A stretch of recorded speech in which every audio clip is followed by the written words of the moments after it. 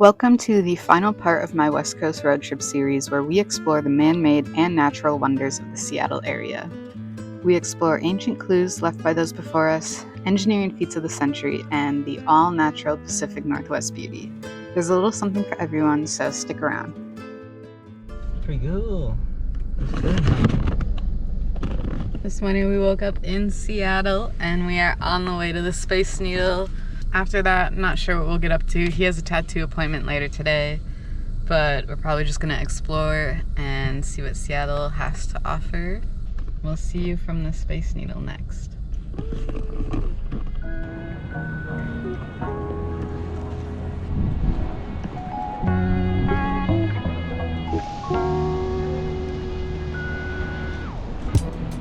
The only other thing apart from hiking and seeing Mount Rainier that I really cared to do in Seattle was visiting the Space Needle. I'm pretty well aware that it is overpriced and probably overrated, but it's something that I've always heard about growing up, so it holds some sort of novelty for me, and I had to do it just once. As we come up below us here is going to be the Chihuly Garden and Glass, the Blown Glass Museum. Once we get up top, we'll be up at our 55th floor, 520 feet up.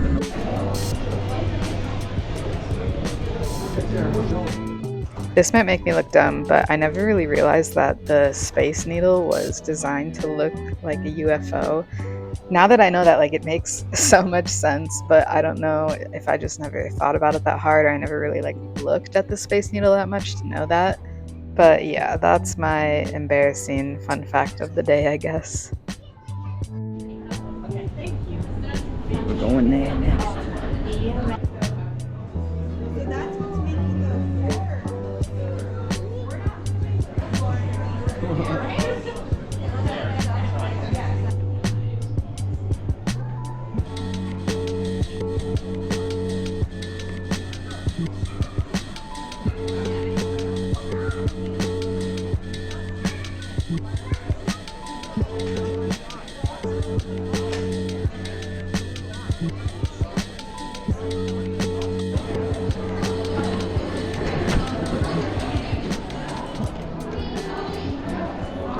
Matches.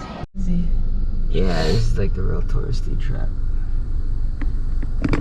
We prefer the mountains. Yeah. We don't really feel like doing too much today, seeing too much, but we did come down here to Gasworks Park just to kind of get away from a lot of the main touristy areas. It's pretty cool. We're getting really lucky with weather here. It's so nice out right now, which I know he's a little disappointed about. But it's beautiful and this is cool. Do you know anything about the history? I know, I can't remember. It's just like the last of whatever factories were here, and they just left it there because they thought it'd be neat. I can't remember. That's cool. Yeah. Yeah, so Gasworks Park was the location of a coal gasification plant owned by the Seattle Gas Light Company that provided the city gas for heating and lighting. It closed in 1956 as new technologies came out, and it was purchased by the city in 1962 with the intention of turning it into a park. Bike in there. Scooter. Oh yeah, it's a scooter.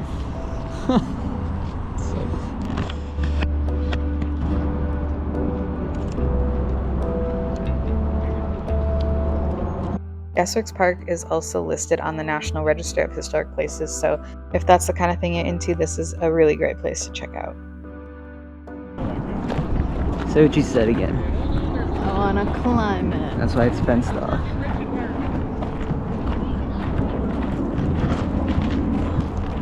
Be fun. Oh.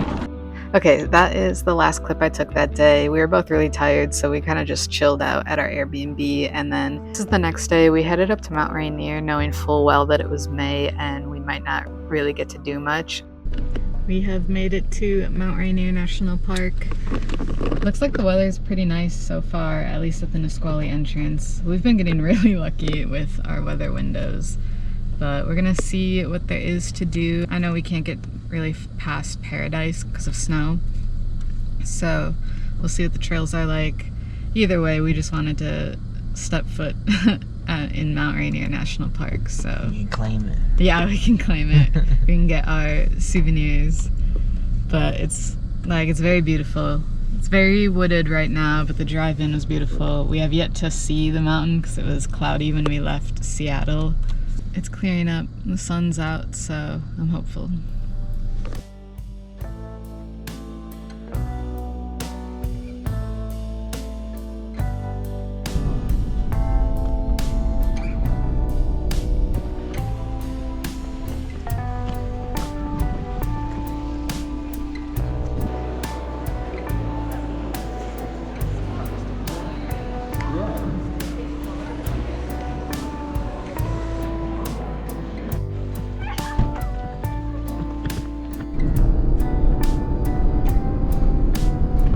Most of the trails that we were planning, well, the trails that I had marked for us to possibly do are still snow covered. You know, I wasn't quite sure what the conditions would be when we got here, and we didn't have space to bring much winter gear, and we don't want to rent snowshoes, so we're just going to skip those hikes and head out. And we might stop. I know there's like some waterfall stops on the way down. I'm also so tired that I don't feel like exerting myself that much right now. But we have a big hike to do tomorrow to some petroglyphs, and I'm far more excited for that, and I'd rather be rested and energized for that.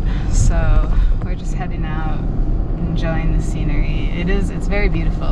From what we've seen of the park, very little of it, it does look really great, and I definitely want to come back when it's more the season for it. That's our update. So we've stopped at Narada Falls, which I don't think is a big hike. I think it's like literally right here.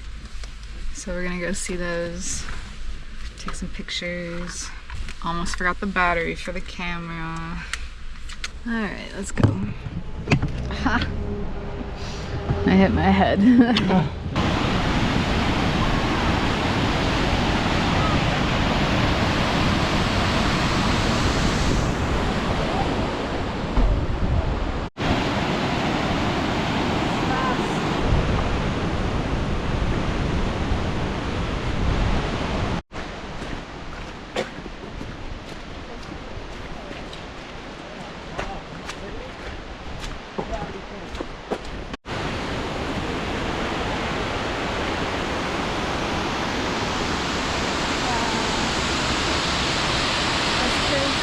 So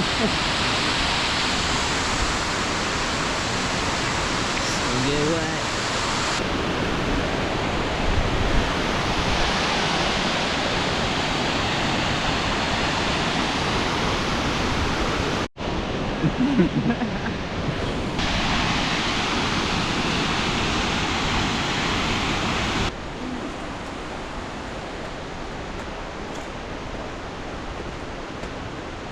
Good morning, everyone. Today we are leaving Seattle.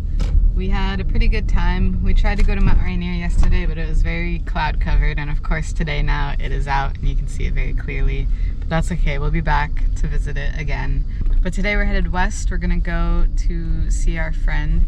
But before we get to that, we're gonna hunt down some petroglyph locations. We were originally gonna do the ones in Olympic that are pretty popular, but the tide is not in our favor today, unfortunately. So I did find two other locations, rough locations, that I think there's some stuff. So we're gonna check those out because we've got some time to kill before we need to be at our friends. We're almost to the end of our road trip and it's almost time to head home, which is crazy, but we're excited to see our cat again.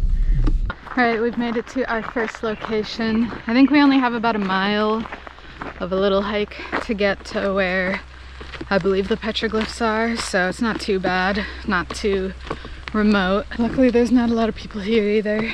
It's cool because this is probably a spot that we never would have come if it wasn't for petroglyphs, so it's nice to see the little hidden areas that we wouldn't normally see.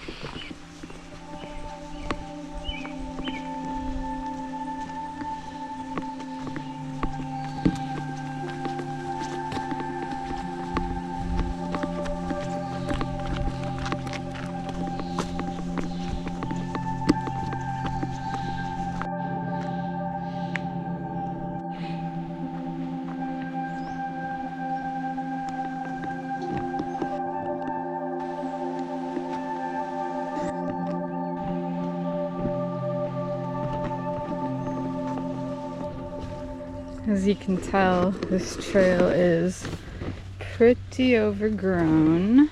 Wow, yeah. So that sucks. This adventure. Yeah. Minor bushwhacking.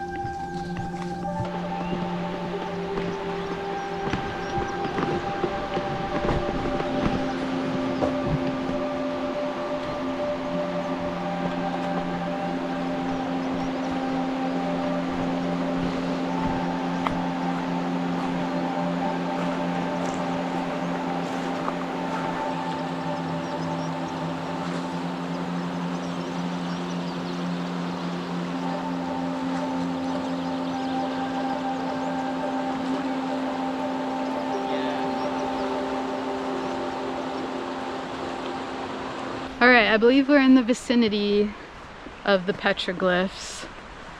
However, I'm a little concerned because of how overgrown the trail is. I don't know that we're going to be able to see the boulder or really get to it. I was hoping, we were just down by the river, I was hoping that it would be kind of right there on the river.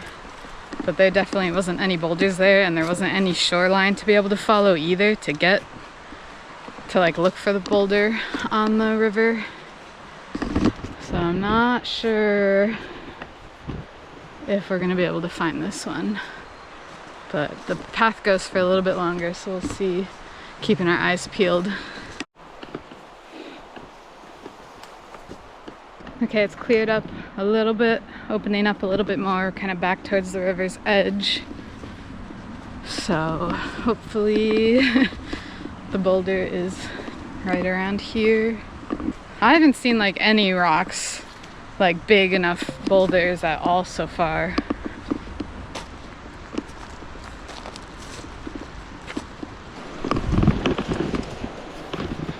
There's like this little path along the bank now, so I'm kind of thinking that other people have walked it.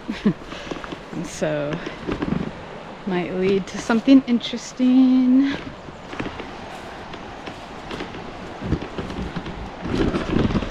I definitely prefer the desert and hunting in the desert. This is not my cup of tea.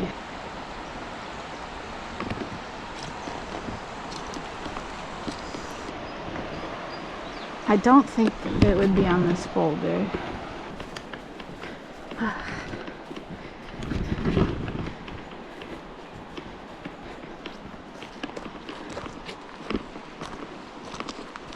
I feel like I see a boulder. Oh no, just a tree.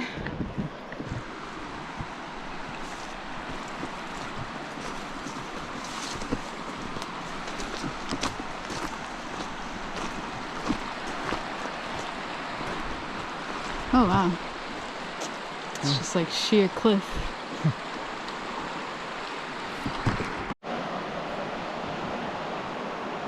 You stay here, I'm gonna go down there and see.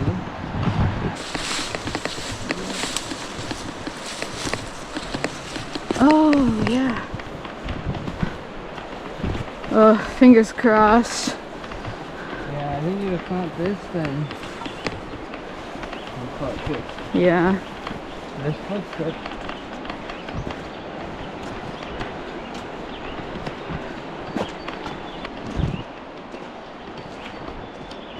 I just hope none of it's like covered by moss either. Oh, people's initials. Mm. And it might get covered in moss.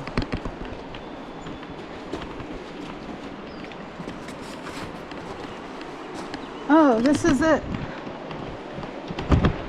Oh yeah. We found them. They're very moss covered.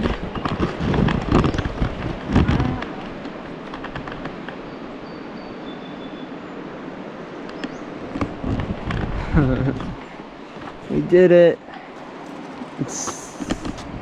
Oh yeah, I was really starting to question. This was supposed to be the one I know for sure, so I was starting to question if we were gonna find it or not, and what that meant for our next spot as well. So, I don't know like too much about these petroglyphs. I've heard that it's debated a little bit maybe about whether or not they're more modern. I guess they don't really match any other type of petroglyphs that you see in this whole surrounding area. They're kind of like their own single panel that doesn't look like the rest of it. And the people that were in this area possibly did other rock art, but it's either been like destroyed or just damaged, and so you can't really compare these to that. But the picture I saw of these two, like there was definitely less moss on them in that picture, so it's very overgrown now. Either way, it's very cool. Like I said, like this wouldn't be a spot that we would have come to if we weren't looking for this, and it's very beautiful. Definitely just like adds a uniqueness to the trip. You know, we're not just going to all the touristy parts and all of the like usual hikes that people do. So I am very grateful to get to come here and get to see this.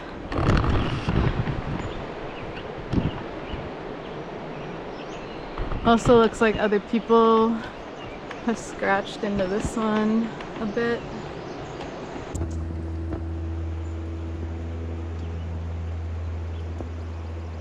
This is really pretty too. Yeah, there's water. There's like a little... I could hear creaking. I thought trees up the fall. But it's like a little waterfall, very small, like just driplets. Oh yeah. I don't think the camera picks it up. Like right here, there's a very small like waterfall and spring. There's some like rapids too, like a very short waterfall up the river.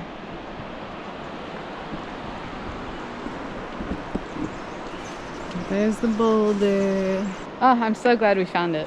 Yeah. So cool.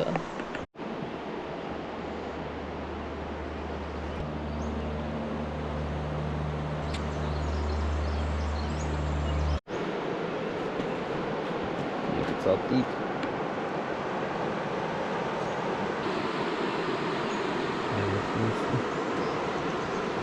I'm glad it paid off. I was getting a little worried.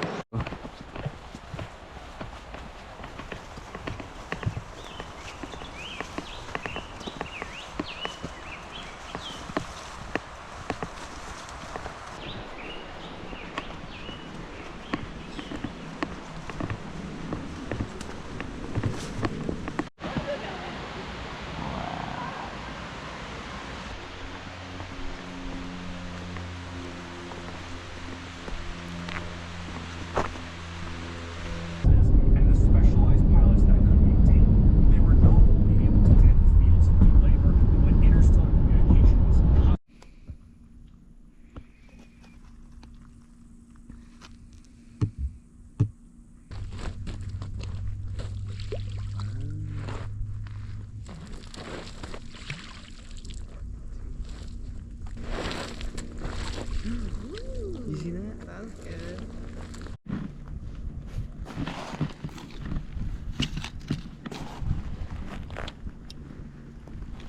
Well, we made it to our second location and got stopped by a private property sign, unfortunately. This is the spot I was a little more excited for, but I also still didn't have the location super precise. And to get to where I wanted to look, there was private property that we don't want to risk passing through. It sucks because if we had kayaks, we'd probably be able to search, but that's okay. Can't see them all. Maybe someday. Yeah. Our next stop was a quick little hike at the Dungeness Spit, which is the longest natural sand spit in North America, and it is located on the north shore of Washington.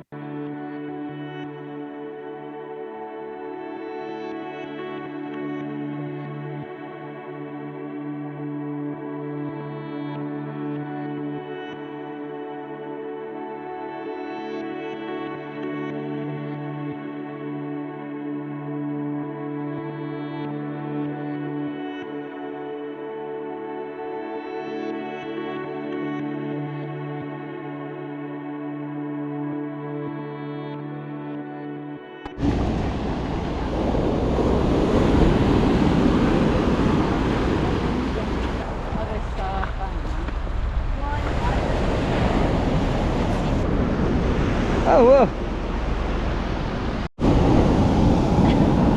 Dead crab.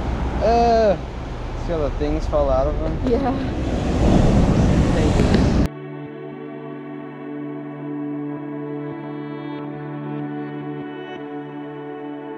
Our final stop before turning back south to California was Crescent Lake on the north edge of Olympic National Park. Crescent Lake has a bit of a morbid history attached to it between cars disappearing into the lake, being a dumping ground for the serial killer Israel Keyes, and the story of Hallie Illingsworth, otherwise known as the Lady of the Lake. I'm not going to dive deep into any of these stories. There's a lot of information on the internet about them. I would recommend the podcast episode Bodies in the Water by National Park After Dark. I think they do a great job discussing a few of those stories. But either way, there's a very rich history here. Knowing the history makes visiting feel a little eerie, but it is a beautiful lake, and we still had a good time. Just a really chill lake day spent with an old friend.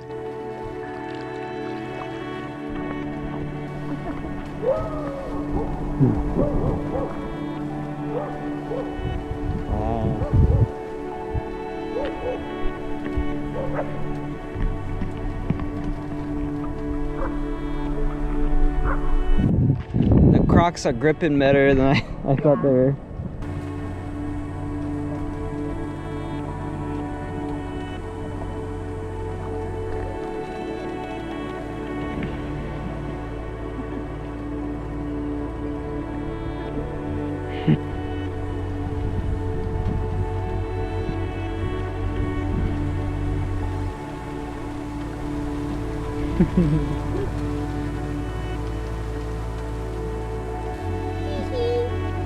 Gotcha.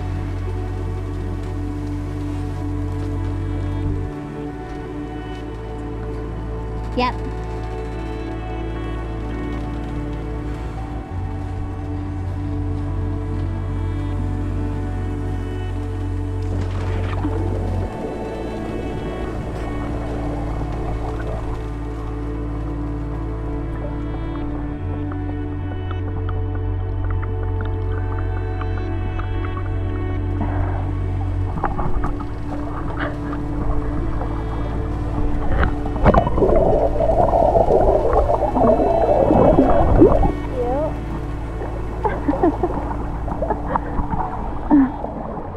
I'm gonna give this to you and swim around for a little bit before I lose my nerve. Bye! And this is where we broke our GoPro, kind of, but we did find out that it's most likely defective and it leaked water into the battery slot and behind the screen, so we had to dry it out for a few days after this. Luckily, we didn't really have much more to film, and we didn't film anything on the way back to San Diego, but I think it's safe to say that there are going to be no more underwater shots from our future adventures. That being said, this is the end of the video, as well as the end of our road trip up the West Coast. Thank you for watching. You can check out my previous videos if you want to see more of our road trip, and consider subscribing if you want to see what we get up to in the future.